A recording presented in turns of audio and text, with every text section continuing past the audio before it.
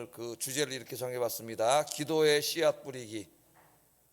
올 한 해는 기도의 씨앗을 많이 뿌리는 한 해가 되기를 주의 이름으로 축복합니다.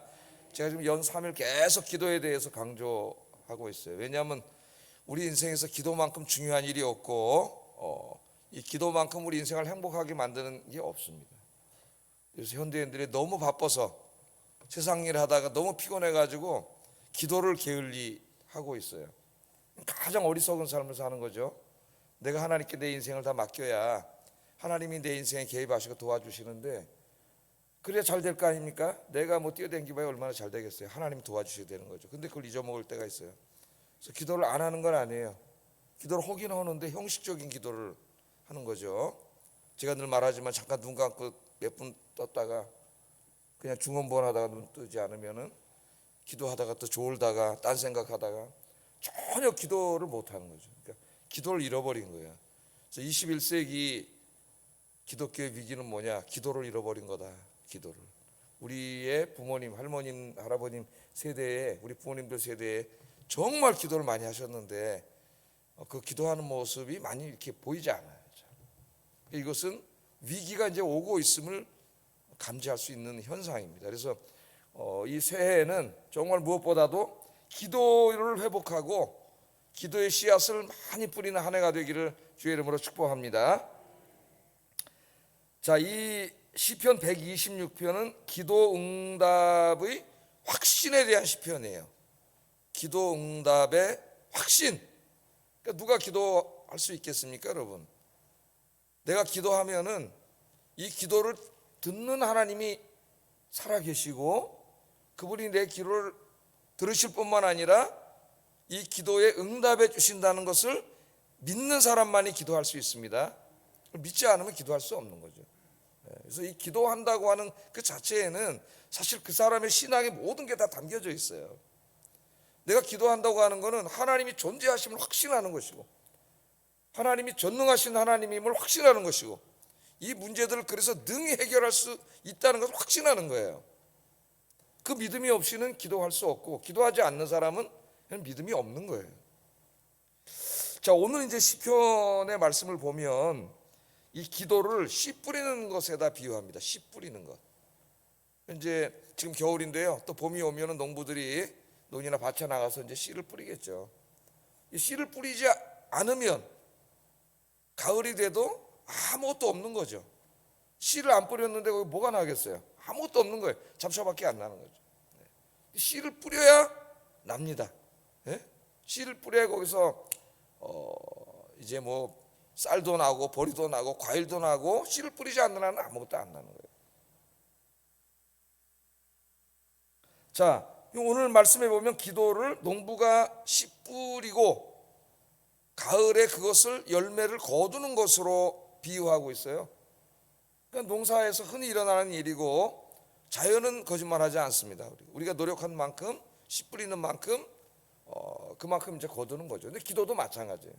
내가 기도하지 않았는데 뭐가 있겠어요? 기도의 씨앗을 뿌리지 않았는데 기도하지 않는데 내 인생에 뭐가 있으며 하나님의 뭐가 있겠습니까? 도우심이. 그러니까 기도의 씨앗을 뿌려야 은혜의 열매를 거둔다는 게 오늘 시편 126편의 고백이에요. 가르침이고. 하나님의 창조의 법칙은 뿌린 대로 거두는 겁니다. 뿌린 대로. 이건 모든 곳에 마찬가지예요. 갈라디아서 6장 7절 한번 읽어보겠습니다. 시작.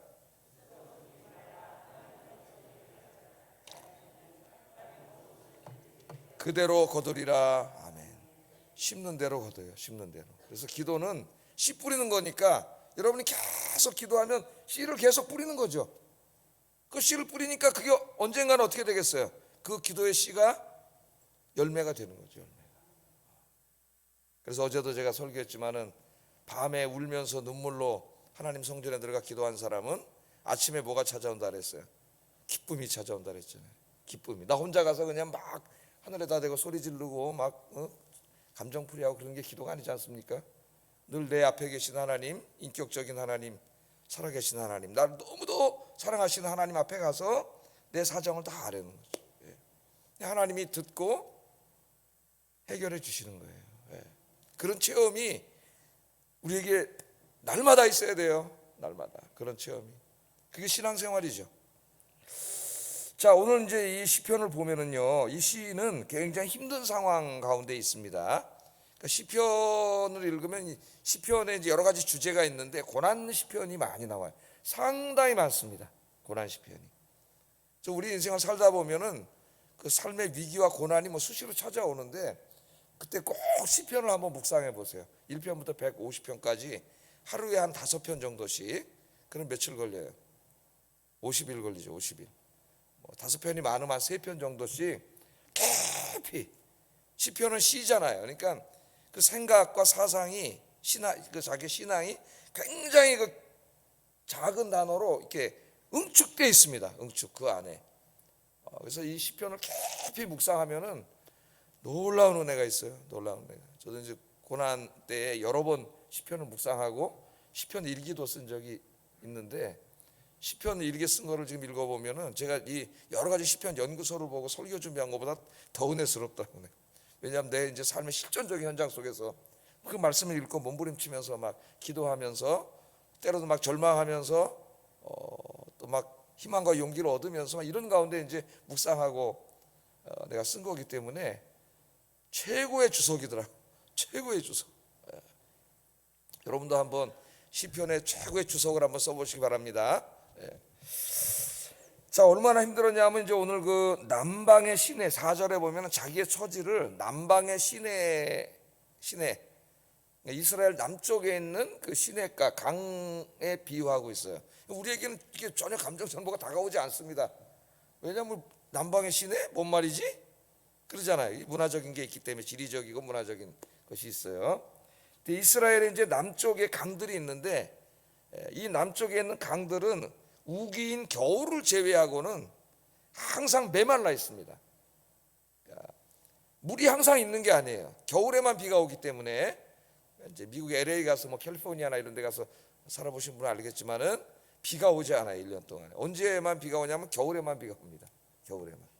겨울에만 잠깐 한 달 정도 비가 오고 나머지 하늘이 파래.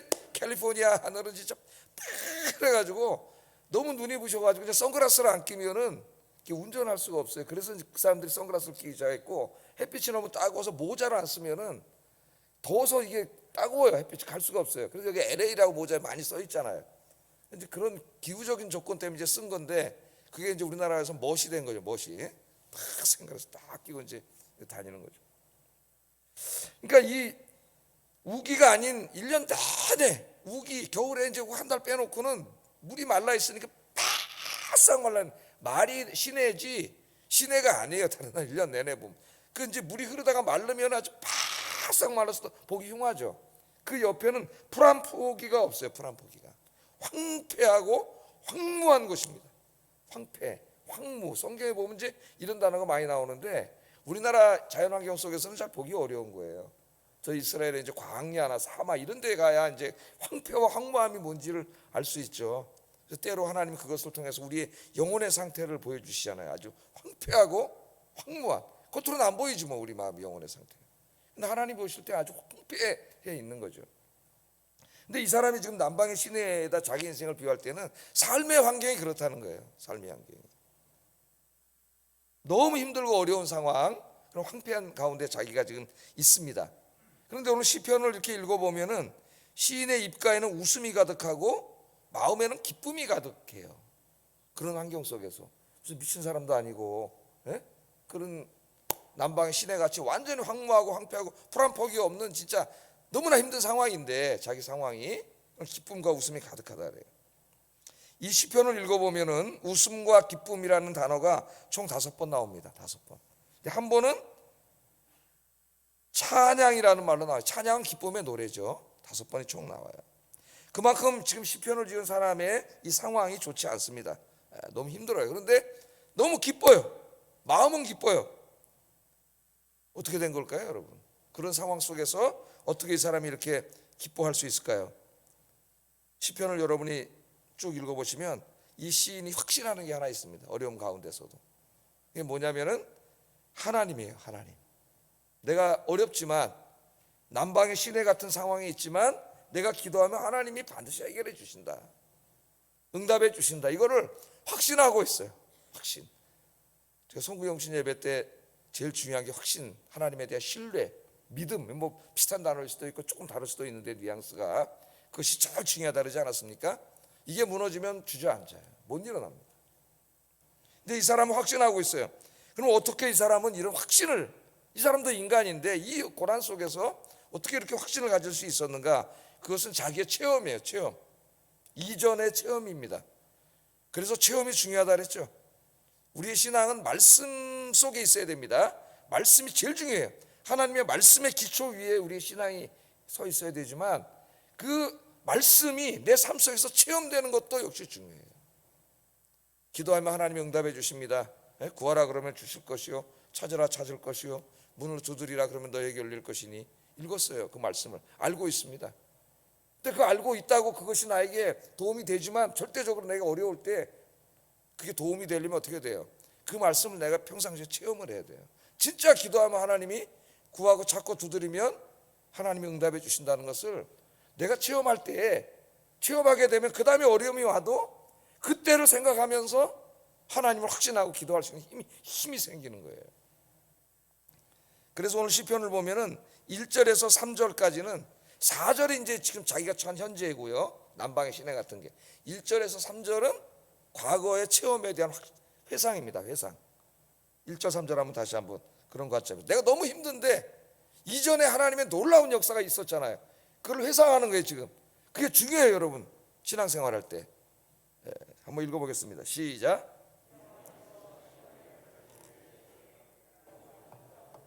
그때 우리 입에는 웃음이 가득하고 우리 혀에는 찬양이 찼었도다. 열방 중에서 말하기를 여호와께서 저희를 위하여 대사를 행하셨도다 하였도다. 여호와께서 우리를 위하여 대사를 행하셨으니 우리는 기쁘도다. 기쁘도다. 그렇게 말합니다. 지금 시인이 회상하고 있는 때는 여호와께서 시온의 포로를 돌리실 때, 그때입니다. 시온의 포로가 언제? 바벨론에게 나라를 빼앗기고 70년 동안 이제 정치적인 자유가 없었지 않습니까? 그 가운데 얼마나 힘들었겠어요. 그런 가운데 있었는데 이 사람의 인생 속에서 하나님이 바벨론으로부터 해방시켜 주시는 것을 체험한 거예요. 그러니까 우리나라로 말하면 이제 그런 분들이 많이 돌아가셨겠지만은 해방되고 몇 년 지났어요 지금? 77년? 맞나요? 45년이니까 계산을 빨리 하고 78년. 그럼 그때 해방되기가 79년. 그럼 지금 80이 이제 훨씬 넘은 분들, 90이 되신 분들은 참 자기가 의식하고 기억할 수 있는 나이에 해방을 맞이한 거죠. 절망 속에서 살아왔던 해방을 맞이한 거죠. 이제 그런 경우라고 생각하면 되겠습니다. 이 사람이 지금 이 시점이. 근데 개인적으로는 또 이제 그런 어느 정도 기쁨이 있었는데 개인적으로 이제 힘든 상황에 있는 거죠. 자, 바벨론에게 나라를 빼앗긴 이후에 이스라엘 사람들이 절망을 했어요. 특별히 믿음의 사람들이 절망을 했습니다. 그 대표적인 게 이제 하박국 서 아니에요? 예? 하박국, 뭐 예레미야 이런 사람들 다 마찬가지 선지자들이. 하박국서를 읽어보면 하나님 앞에 가서 따져요. 하박국이 하나님 정의로우신 분이고 공의로운 분이고 살아계신 하나님인데 어떻게 하나님의 백성들이 저 이방인들 할례받지 못한 저들에 의해서 나라를 빼앗겨 이 고난을 당하게 하십니까? 정말 하나님 살아계신 분입니까? 정의로운 분입니까? 혼란이 왔어요. 혼란이. 굉장한 혼란이 왔습니다. 이때. 왜? 이스라엘은 하나님 언약 백성이잖아요. 근데 이방인들한테 속절없이 무너졌어요. 성만 불탄 게 아니라 하나님의 성전도 불타고 성전에서 하나님 예배드리던 거룩한 기구들을 저들이 다 가져가 가지고 다니엘서 5장에 보면 그 왕이 뭐 그걸 술을 먹었어요. 술을. 하나님께 예배드리던 것을 가지고. 이런 일이 막 벌어지지 않습니까?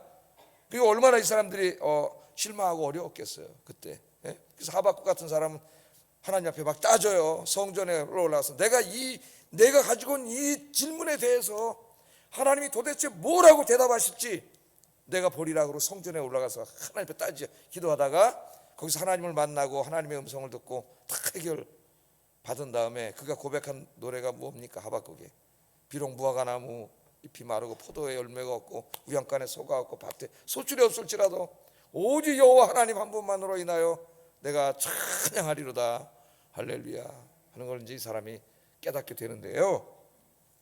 자, 이 절망적인 상황이 있었는데 이 바벨론으로 끌려간 사람들 중에는 믿음의 사람들이 있었어요. 그래서 그 절망 속에서도 계속 눈물로 기도했습니다. 우리가 공부했던 다니엘과 세 친구들도 그런 사람들 중에 한 사람이고, 또 뭐 이 에스겔 같은 선지자도 그런 사람들 중에 하나고, 에스겔서를 읽어보면 그발 강가에 모여서 자기 조국의 해방을 위해서 하나님께 눈물로 기도했던 사람들이 있죠. 바벨론에게 망할 때부터 기도한 사람은 70년을 어려서 끌려가 가지고 노인이 될 때까지 기도한 사람도 있고요. 몇십 년을 그렇게 다 이렇게 하나님 앞에 기도했어요. 그 절망 한가운데서도 하나님이 계시기 때문에 포기하지 않고 기도할 수 있었습니다. 그래서 여러분 에스겔 1장에 보면 엄청난 환상을 보잖아요. 에스겔이 어떤 환상을 봤어요? 네? 하나님 예루살렘에 있는 예루살렘의 성전에 하나님의 영광이 떠나요. 하나님의 영광이 떠난다는 건 끝이에요. 여기는 하나님이 떠난 나라가 됐으니까 하나님 영광이 떠나는데, 그 하나님께서 이제 어디로 가시냐면 보니까 하나님의 그 리무진을 타고, 메르카바라고 이제 히브리 말로 그러는데 이게 전차란 뜻이에요. 하나님의 그 요새 말로 하면 왕이 대통령이 타고 다니는 리무진이죠. 리무진을 타고 천사의 호의를 받으면서 예루살렘에 계시던 하나님이 저 끌려가 있는 바벨론에, 거기서 기도하고 있는 사람들이 있는 그발 강가로 하나님이 가시는 환상을 봐요. 에스겔 1장에. 에스겔서에 상당히 신비한 내용이 많은데 궁금하신 분은 홈페이지에 다 있습니다. 제가 설교를 다 해놨어요. 강의를 가서 한번 이 말씀 좀 공부를 좀 해보세요. 하나님의 말씀. 자, 다니엘 같은 사람은 하루에 3번씩 기도했죠. 자기 조국을 위해서 동쪽에 창을 열고 하나님 앞에 간절히 기도했고, 우리가 에스라서를 읽어보면은, 에스라서도 제가 다 강의해서 올려놨는데, 에스라서 읽어보면 많은 믿음의 사람들이 자기 조국을 위해서 정말 하나님 앞에 간절히 그렇게 기도했어요. 그랬더니 하나님의 때가 되매, 따라해 보겠습니다. 하나님의 때가 되매 하나님께서 역사하셨습니다. 그 초롱성같이 무너질 것 같지 않았던 바벨론이 어느 날 속절없이 무너지는 거죠. 해결되지 않을 것 같았던 여리고성이 무너지고, 내 인생의 문제들이 무너지고, 홍해가 갈라지고, 할렐루야, 신앙의 세계, 믿음의 세계에서는 엄청난 일이 일어나는데, 오늘 사람들이 믿음을 잃어버렸기 때문에 그 하나님의 능력을 체험하지 못하고 살아요. 그 전능하신 하나님을 믿으면서도, 믿는다 하면서도 그 하나님의 엄청난 은혜를, 그 능력을 체험하지 못하고 사는 거예요. 하나님이 어느 날 해방을 주셨습니다. 그때를 뭐라 그래요? 여호와께서 시온의 포로를 돌리실 때 우리가 꿈꾸는 것 같았습니다. 이렇게 얘기해요. 꿈꾸는 것 같았습니다. 우리가 간절히 이루어지기를 바라고 있던 어떤 일, 그러나 모든 상황을 볼 때 그 일이 쉽게 이루어질 것 같지 않은 그런 일, 그런 일이 이루어질 때 우리가 하는 말이 뭐예요? 이게 꿈이냐 생시냐? 이게 꿈이냐 생시야? 한번 꼬집어봐. 꼬집어봐. 그러자 한번 꼬집어. 저 옛날에 유학을 갈 때 비자가 하도 안 나와가지고, 목사들 비자가, 가는 사람마다 앞에 친구들이 다 떨어져요. 비자가 안 나와, 못 가더라고요, 그 당시에. 근데 이제 제가 비자를 받으러 갔는데 영사하고 인터뷰를 해가지고 그냥 비자를 주더라고요. 깜짝 놀랐어요. 그래서 우리 사람, 야, 이게 꿈이냐 생시야? 한번 꼬집어봐. 꼬집어봐. 그러죠. 여러분 그렇잖아요. 이게 너무나 내가 바라고 소원하던 일이 불가능하다고 생각했는데 하나님의 은총으로 이렇게 확 이루어진 거예요. 그러니까 정말 꿈꾸는 것 같았다 그러잖아요. 여러분 이렇게 믿음으로 기도하는 사람은 꿈꾸는 것 같은, 이게 진짜 꿈이냐 생시냐 하는 것 같은 놀라운 역사를 반드시 체험하게 됩니다. 할렐루야. 그런데 어떻게 기도하지 않을 수가 있겠어요? 꿈꾸는 것 같았다. 이 놀라운 일이 벌어지니까 바벨론에게 나라를 뺏길 때 주변의 민족들, 특별히 에돔 같은 민족들이 조롱을 했어요. 야, 니네들 하나님 믿는다고, 뭐 여호와 하나님 믿는다고 맨날 가서 기도하고 예배드리고 그러더니 꼴 좋다. 결국 바벨론에게 망해가지고 저 몇십 년 동안 저 고난을 당하고 조롱을 했어요. 그 조롱을 한 내용들이 시편 79편 10절, 제가 뭐 써오진 않았습니다만, 이방 나라들이 어찌하여 그들의 하나님이 어디 있느냐 말하니까, 야, 너 맨날 그렇게 예수 열심히 믿더니 그 꼴이 뭐냐? 네 믿는 하나님 어딨냐? 그런 거죠. 제일 힘든 거죠. 그게 제일 힘든 거죠. 너 열심히 신앙생활하는데 그게 뭐야? 너무 힘든 거예요. 힘든 일도 힘들지만 이건 정말 너무나 힘든 거예요. 시편 115편 2절, 여기도 보면 어찌하여 문 나라가 그들의 하나님이 이제 어디 있느냐 그렇게 말하게 하십니까? 이렇게 기도를 했어요. 하나님, 우리가 이렇게 망해서 주변에 하나님 모르는 민족들이 네 하나님이 어딨냐, 그렇게 하나님 잘 믿더니 꼴 좋다, 이렇게 우리를 조롱하고 있습니다. 하나님, 그걸 가지고 기도한 거예요. 그런데 지금 그 사람들이 하나님의 놀라운 역사를 보게 되고 이제 뭐라고 그래요? 하나님이 그들을 위해서 큰 일을 행하셨다, 그렇게 말한다 그랬잖아요. 예? 그 조롱하던 입술로 이제는 하나님이 그 나라를 해방시켜 주시는 역사를 보고 깜짝 놀란 거죠. 바벨론이 망하는 걸 보고. 예? 그들이 고국으로 돌아가고, 우리 느헤미야서 읽듯이 성벽을 짓고, 에스라서 읽어보면 성전을 새로 짓고, 이런 모습을 보고 와, 우리가 몰랐는데 진짜 여호와 하나님 계시는구나. 예? 저들의 하나님이 저들을 위해서 큰 일을 행하셨구나, 이렇게 말해서 하나님의 영광을 크게 드러낸 거죠. 그 일을 회상하는 거예요. 그 일을 지금 회상하고 있습니다. 그 일을 생각하니까 뭐가 생기겠어요, 여러분? 믿음이 생기지, 믿음이. 지금 너무 힘들어가지고 남방의 시내같이 인생이 돼가지고 막 인간이니까 약해지고 또 막 그러는데, 얼마 전에 하나님이 행하셨던 이 엄청난 하나님의 일, 진짜 꿈꾸는 것 같았던, 자기도 손을 꼬집어 봤던 그런 일을 하나님이 행하셨는데 내가 왜 이러고 있지? 하나님이 계신데 힘이 나요. 제가 시편을 읽으라는 이유가 거기에 있어요. 읽다 보면 힘이 납니다. 저도 인간이니까 낙심할 때에 내 영혼아 네가 어찌하여 낭망하느냐, 너는 하나님을 바라라. 그 하나님의 은혜로 인하여 내가 찬송할 날이 있을 것이다. 할렐루야. 시편 42편. 시편을 이제 묵상하다 보니까 기도하다가 이 말씀이 확 생각이 나요. 그러면 어떻게 되겠어요? 그 말씀이 하나님이 하시는 말씀이에요. 성경을 그래서 많이 암송을 해야 돼요. 하나님이 확 말씀을 하니까 진짜 거짓말처럼 근심이 싹 사라지는 거 있죠. 하나님 도와주시는구나, 하나님이 계시지, 내가 왜 낭망하지, 하나님이 계신데. 이 사람도 마찬가지예요. 그래서 4절에 보면 기도를 한 거예요. 이제 현실 기도. 여호와여 우리의 포로를 남방 시내들 같이 돌려보내소서. 여기 이제 포로는 바벨론 포로를 말하는 게 아닙니다. 1절 3절에 그건 이미 이루어졌어요. 거기서 해방이. 그 바벨론 포로를 자기 인생의 하나의 은유로 사용하는 거죠. 자기가 처해 있는 문제예요.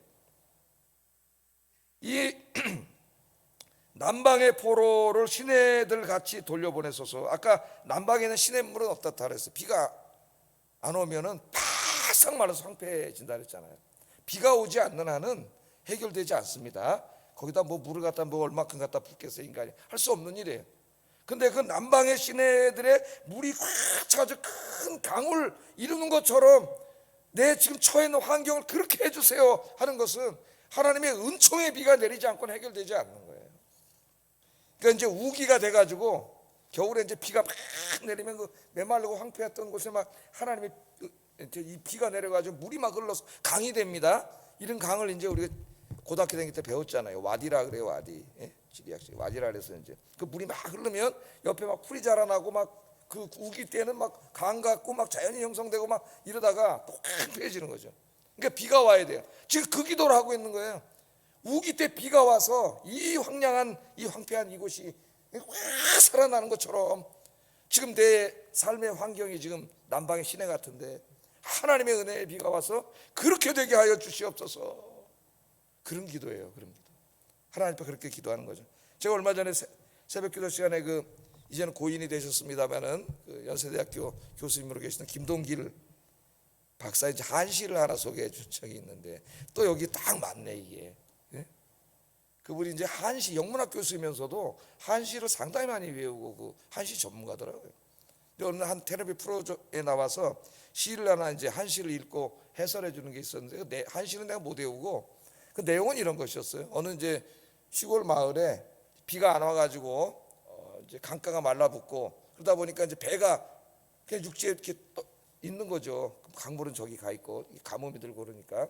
근데 이 사람은 이제 그 배를 이용해서 고기 잡아서 먹고 사는 사람인데, 그 이제 그렇게 되니까 그 배를 움직여서 어떻게든 강으로 넣어야 되거든.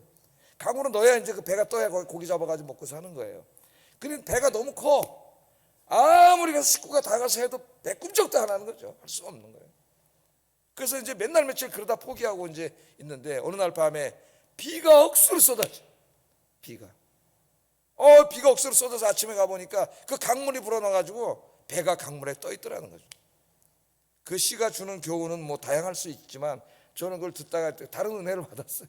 큰 은혜를 받았습니다. 아, 우리 인생의 문제가 저 강가에, 저렇게 메마른 강가에 있는 배와 같아. 근데 우리 어리석어서 그걸 계속 내가 가서 어떻게 밀어서 한번 넣어보려고 우리의 노력이 그런 거예요. 해보려고. 되지가 않잖아. 비가 오니까 그냥 배가 뜨잖아. 비가 오니까, 은총의 비가 오니까, 응답의 비가 오니까. 이 신년 새벽 기도가 그런 새벽 기도가 되기를 주의 이름으로 축복합니다. 하나님의 은총의 비가 여러분 인생에 내리면 다 뜨는 거예요. 다 뜨는 거예요. 이 기도를 하는 시인은 이처럼 확신에 차서 하나님 앞에 기도하면서 5절 6절에 다시 한번 이렇게 고백을 해요. 한번 읽어보겠습니다. 시작.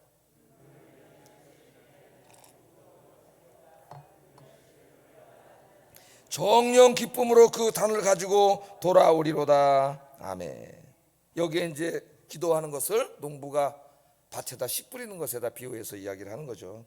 봄에 씨를 뿌리는 자는 반드시 가을에 풍성한 추수를 얻게 된다. 그 가을에 열매를 얻기 위해서 농부가 씨를 뿌리고 얼마나 수고를 많이 합니까? 여기 눈물 흘리며 씨를 뿌린다 그랬으니까 기도하는 게 이렇게 쉬운 일이 아님을 보여줘요. 우리 예수님의 기도를 보세요. 겟세마네 동산에서 얼마나 처절하게 기도를 하십니까? 기도. 그 십자가 사건을 앞두고 그 두려움 속에서 얼마나 처절하게 우리 예수님이 기도를 하셨어요. 기도는 원래 그런 거예요. 정말 여러분 삶의 위기와 고난 속에 있어 보면은 정말 기도가 간절하게 됩니다. 울며 씨를 뿌리러 나가는 자는 그 농부의 그 수고와 고생을 이야기하는 건데, 기도는 그런 걸 동반하는 거예요. 기도는 무슨 봄나들이 가는 게 아니에요. 씨름해. 엄청난 노동이에요. 엄청난 힘든 일이에요. 하나님 앞에 그렇게 기도를 하는 거죠. 농부가 뿌리는 것처럼. 그러면 반드시 열매를 맺게 된다. 울며 씨를 뿌리는 자는 반드시 기쁨의 열매를 갖고 기쁨의 단을 가지고 돌아오리로다. 아멘. 아멘. 여러분 이런 체험을 하면은 구역에 가서도 간증하고, 그 간증을 듣는 사람은 또 그 간증을 듣고 또 은혜를 받고 또 기도하게 되고 선순환이 막 이루어지는 거예요. 선순환. 그래서 여러분 올 2023년 이제 첫 새벽 기도인데, 올해는 아까 제가 어떻게 하라, 하나님 앞에 가서 많이 우시기 바랍니다. 그냥 혼자 집에서 문 닫아놓고 울면은 우울증 걸려요. 마귀가 역사해서.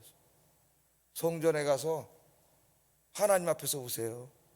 그러면은 그 울음이 기쁨의 열매를 맺게 됩니다. 혼자 울면은 우울증 걸려요. 큰일 나요, 여러분. 하나님 앞에 울면은 하나님 치료해 주세요. 아브라함과 사라는 자식이 없었어요. 25년 동안 고통 속에 살았던 것을 우리가 창세기를 통해서 알 수 있습니다. 인간적인 실수도 하고 불신앙도 나타나고 25년 동안 얼마나 힘들었겠어요. 100살이 될 때까지. 근데 결국 하나님께서 그 슬픔을 변하여 웃게 하셨다고 이야기하죠. 아들을 주셔가지고.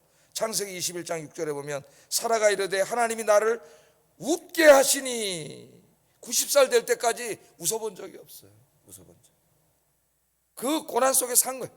근데 하나님 나를 웃게 하셨다래. 그래서 아들 이름도 이삭이야. 웃음. 예? 한나도 자식이 없었죠. 마음이 슬픈 여자라 그랬습니다. 나는 마음이 슬픈 여자입니다 그랬어요. 마음이 슬픈 여자입니다.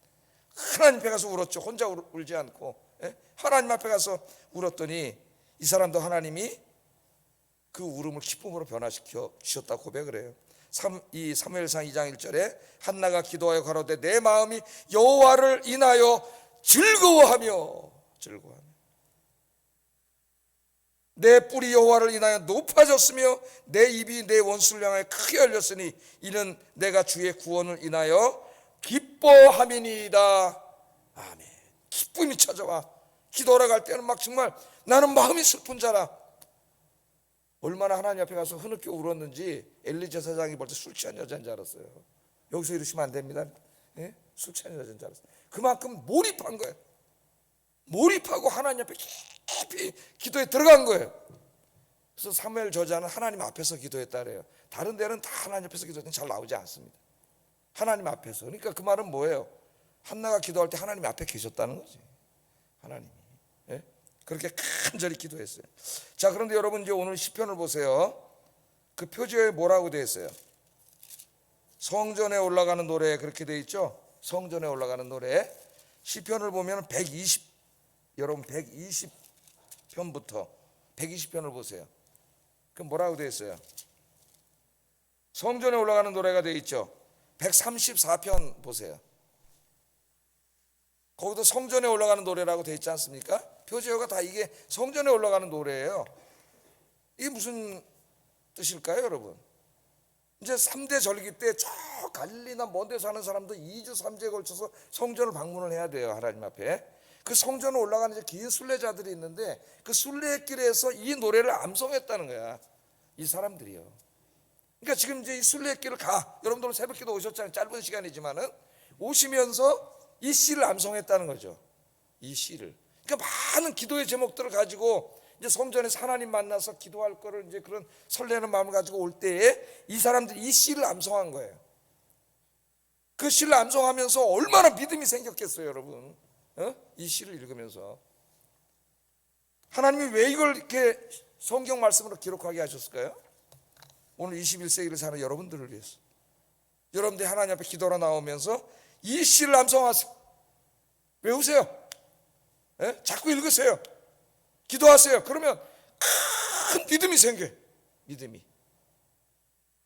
그래서 오늘 여러분 정말 내 인생에 꿈꾸는 것 같은 놀라운 은총을 체험하는 한 해가 되기를 주의 이름으로 축복합니다. 기도하겠습니다.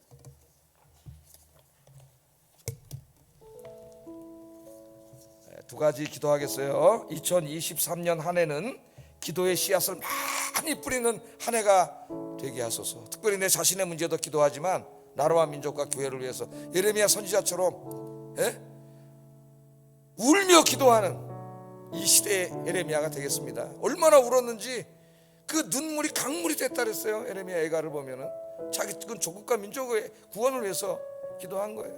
내가 하나님 올해 내 가정과 내 자신뿐만 아니라 정말 나라와 민족과 교회를 위해 예레미야처럼 눈물을 흘려서 강물이 될 수 있을 정도로 기도하겠습니다. 기도의 씨를 뿌리겠습니다. 그런 한 해가 되게 해주세요. 첫 번째 기도죠. 두 번째, 2023년 한 해는 기도의 응답을 받아서 슬픔과 절망이 기쁨과 소망으로 바뀌는 한 해가 되게 해주세요.